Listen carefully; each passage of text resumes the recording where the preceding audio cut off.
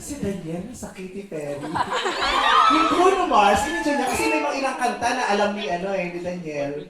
Paano mo ka pa nakasama doon sa Katy Perry? Ano yun kasi, dapat may taping kami, tapos na-pack up. Tapos may tickets kasi nabibigay sa amin, tapos sinanong ko siya. Tapos Kaya sabi ko, nag-enjoy kaya si Daniel. Nakita ko yung pictures, ay nag-enjoy na. so, na-enjoy siya. At yan yung picture niya yan na kinuha nung highlight nung concert. Yung marami na nangyayaring putukan at may mga iba-ibang ilaw na lumalabas. Yan yung...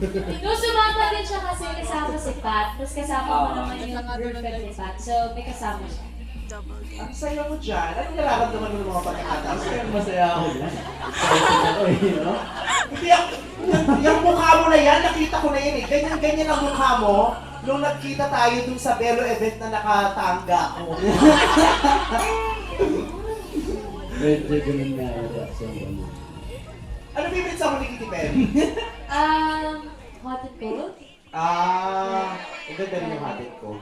May alam kang kanta ni Katy Perry? Di totoo, wala. Oo naman. Ano? Kumakanta din sila eh! Naku, dito naman yung mga lalaki, kunyari ayaw. Kasi syempre Katy Perry, hindi masyadong pang lalaki. Pero alam naman nila yung mga kanta. Nagsisweeten sila, di ba? Talaga, crush ko yun. Crush ko. Ah, talaga? Yeah. Anong song ni Katy Perry ang favorite mo?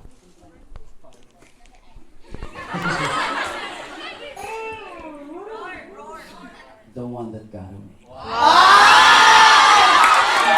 Pag-emote naman, the one that got away. In fairness sa'yo ha, kasi hindi yun kasama sa mga listahan ng